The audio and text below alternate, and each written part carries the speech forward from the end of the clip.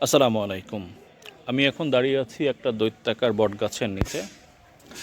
তো বটগাছের নিচে এসে আমার একটা গল্প মনে পড়ে গেল। গল্পটা হয়তো আপনাদের অনেকেরই জানা, তবুও শেয়ার করছি। একজন পথিক ক্লান্ত হয়ে বটগাছের নিচে এসে বসলো কিংবা শুয়ে পড়ল। বসে কিংবা শুয়ে পড়ার পর সে মনে মনে ভাবছে, আজকে আমি স্রষ্টার সৃষ্টিতে ভুল ধরব। কারণ মহান আল্লাহ তাআলা বলেছেন, তুমি আমার সৃষ্টিতে কোনো ভুল খুঁজে পাবে না।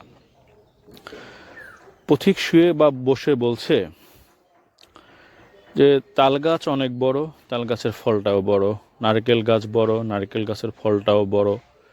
ঠিক একইভাবে পেঁপে কিংবা আম, প্রত্যেকটা ফলই হচ্ছে মোটামুটি বড়।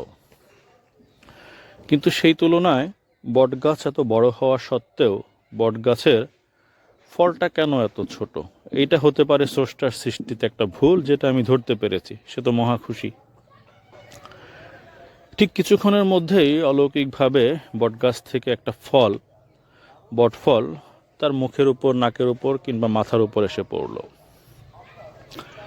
সঙ্গে সঙ্গে সে শোয়া থেকে বসে কিংবা বসা থেকে দাঁড়িয়ে পড়ল। দাঁড়িয়ে সে স্রষ্টার দরবারে সিজদায় অবনত হয়ে গেল এবং বলতে থাকলো, হে আল্লাহ, আমাকে ক্ষমা করে দাও, তোমার সৃষ্টিতে কোনো ভুল নেই।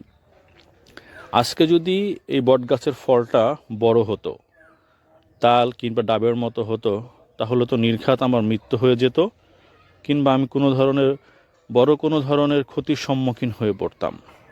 এটা বলে বলে সে স্রষ্টার দরবারে অনেক কাকুতি মিনতি শুরু করলো। তখন তার ভিতরে আসলে একটা বোধ সৃষ্টি হয়ে গেল, স্রষ্টা আসলে কোনো কিছুই অপরিকল্পিতভাবে সৃষ্টি করেন নাই, এবং স্রষ্টার সৃষ্টির প্রত্যেকটা জিনিসই হচ্ছে মানুষের উপকারের জন্য।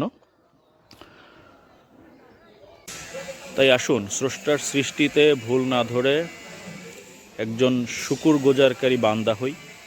কারণ মহান আল্লাহ তাআলা আমাদেরকে যতটা শারীরিক এবং মানসিকভাবে সুস্থতা দিয়ে রেখেছেন, এটা শুকরিয়াই আসলে আমরা আদায় করে শেষ করতে পারবো না।